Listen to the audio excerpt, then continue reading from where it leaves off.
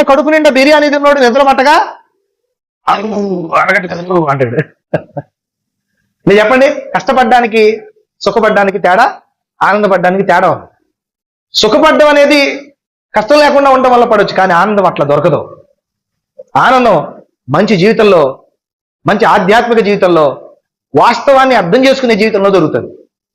మనం ఏవేవి కోరుకుంటామో అన్ని సుఖాలు అనుభవించిన ప్రసంగి అనే రాజు చివరికి వచ్చి ఏం మాట్లాడతాడంటే, నాలాగా లగ్జరీగా విచ్చలవిడిగా సుఖపడ్డం ఆనందం అనుకుంటారా? కాదు కాదు. ఏమండి అబ్రహాం గారు, అది ఆనందం అనుకుంటారు. బుధాన చేసి రారా మందు తాగుదాం అని చేసుకుపోతే అది ఆనందం అనుకుంటాం, కానీ అది మనకు దుఃఖాన్ని కలిగిస్తుంది. సుఖము వేరు, ఆనందం. సుఖము క్షణికమైంది, ఆనందం శాశ్వతమైంది. సుఖం కొరకు పరిగెత్తేవాడు చివరికి దుఃఖానికి, నాశనానికి వెళ్ళిపోతాడు. ఆనందం, నిజమైన ఆనందం కోసం బతికేవాడు కష్టాలైనా, బాధలైనా, ఇరుకులైనా, ఇబ్బందులైనా తినడానికి లేనప్పుడు కూడా ఆనందంగా బతుకుతాడు. గట్టిగా చప్పట్లు కొట్టి దేవునికి అనుకోండి. నిజం ఇది. పౌలనే మహాశయుడు, మహాభక్తుడు ఫిలిప్పీలకు రాసిన పత్రికలో 4వ అధ్యాయంలో ఏమంటాడంటే, నాకు తిండికి లేకపోయినా, బట్టకు లేకపోయినా, ఏదీ లేకపోయినా నేను సంతృప్తిగా హ్యాపీగా బతుకుతాను అంటాడు. నాకు లేనప్పుడేమో దుఃఖపడను, ఉన్నప్పుడేమో ఎగిరిపడను. అన్నం ఉన్నప్పుడేమో భలే ఉంది అన్నం, అర్థమైనా? లేనప్పుడేమో తినడానికి లేదు అని బాధపడను. ఎందుకంటే నాకు నన్ను బలపరిచే నా యేసయ్య ఉంటే నాకు సమస్తము సాధ్యమే. నాతో నా ప్రభు ఉంటే ఆయనలోనే నిజమైన ఆనందం ఉంది. దేవునిలో ఆనందాన్ని వెతకకుండా దేవుని వాక్యం చెప్పడంలో, దేవుని ప్రార్థన చేయడంలో, దేవుని గురించి ఇతరులకు చెప్పడంలో, దేవుని సన్నిధికి రావడంలో ఆనందాన్ని వెతకకుండా డబ్బులో, మనిషిలో, భర్తలో, భార్యలో ఆనందాన్ని వెతికే వాళ్ళకి అది మిగులుతుందా? మీరు చెప్పండి, మిగులుతుందా? భార్య మాట అనకపోతే ఉష్కాకి ఆనందం, భర్త సరిగా లేకపోతే ఉష్కాకి, డబ్బు లేకపోతే ఉష్కాకి. లోకంలో నమ్మకం లేని ఏ మనుషుల వల్ల, వస్తువుల వల్ల ఆనందం మనకి దొరకదు. వినా జాగ్రత్తగా. మరి ఎక్కడ దొరుకుతుంది? నేను చెప్పాను కదా ఇందాక, ఓ గొప్ప రాజైనటువంటి ప్రసంగి తన జీవితంలో అన్ని అనుభవించిన తర్వాత చివరిలో తను అర్థం చేసుకున్న సత్యాన్ని మనం చెప్తున్నాడు. ఏమని అంటే, ఒకసారి ప్రసంగి గ్రంథం దగ్గరకు వద్దాం. రెండమ్మా, 1వ అధ్యాయం 2వ వచనం చదివి తర్వాత ఆయన మనకేం చెప్తున్నాడో ముందుకు వెళ్దాం, చదువుదాం రండి. దావీదు కుమారుడును యెరూషలేము రాజునైన ఉండిన ప్రసంగి అంటే సొలొమోను చెప్పే మాటలు. వ్యర్థం, వ్యర్థం అంటే వేస్ట్, వేస్ట్, వేస్ట్ అని ఈ రాజు అయిన ప్రసంగి చెప్తున్నాడు. వ్యర్థం, వ్యర్థం, ఈ లోకంలో ఉన్నదంతా వ్యర్థం అంటున్నాడు. ఒరే, ఎవరంటారు ఈ మాట? చెప్పండి. లెక్కలేనంత మంది భార్యలు, లెక్కలేనంత మంది పనివాళ్ళు, ఆస్తులు, సంపదలు, అధికారం ఉన్నవాడు, అంత వ్యర్థమే. సూర్యుని కింద నరులు పడుచుండు పాటంతటి వలన కలుగు లాభం ఏమి? సూర్యుని కింద మనుషులందరూ పడే పాటు అంటే పడే కష్టం వల్ల వాడికి వచ్చేదేంటి? అమ్మాయి మీరు చెప్పండి, మనంతా ఎందుకు కష్టపడుతున్నాం? ఒక ఆవిడ అంటది, నా బతుకంతా కష్టాలే వదినా, పుట్టిన కాంతి పని చేసుకొని తప్పదు, తిందాం తప్పదు అని అంటది. మరి పని చేయకుండా తిందామనే మా ఉద్దేశం. అర్థమవుతుందా?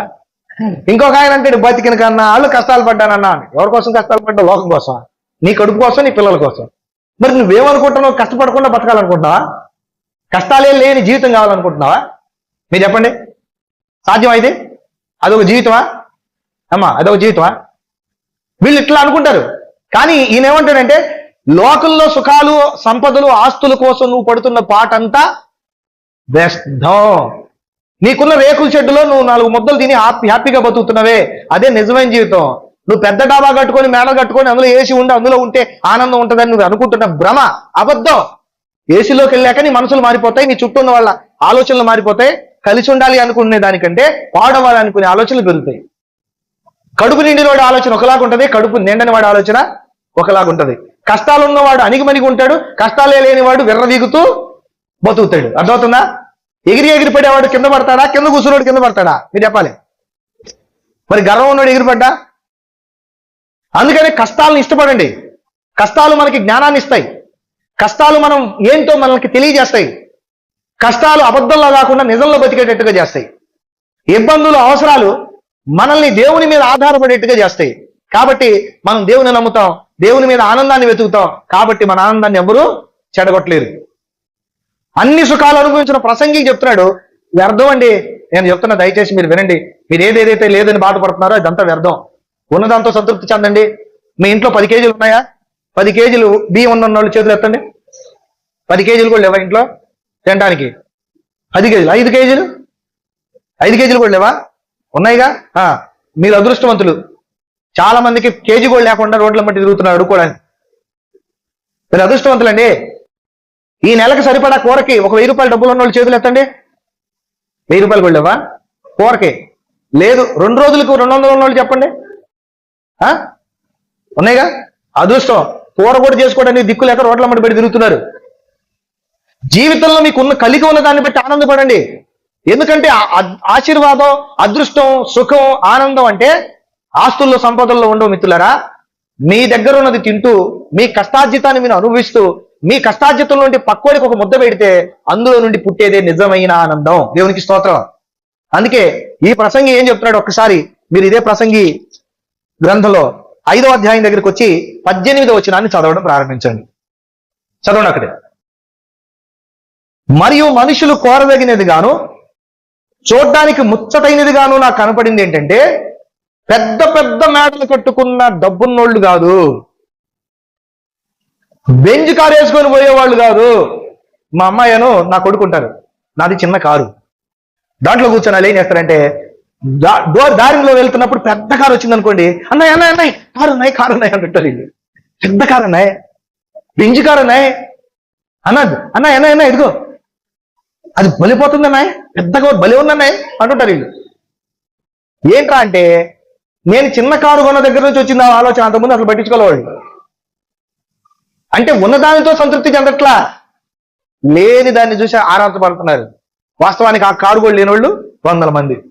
ఆ బుడ్డ కారు అన్నా ఉందని ఆనందపడద్దు, ఆ బుడ్డ కారులో కన్నా వస్తున్నానని సంతోషపడద్దు. మనిషిలో ఎలాంటి ఆలోచనలు పడతాయి చూడండి. మా అమ్మాయి మా అబ్బాయి ఇదే గోలదు. ఆ నుంచి బయలుదేరితే దారిలో ఎన్ని కార్లు వస్తాయి, అన్ని అన్నాయి అన్నాయి అన్నాయి బెంజ్ కారు అన్నాయి, ఇదే గోల. అమ్మ అర్థమవుతుందా?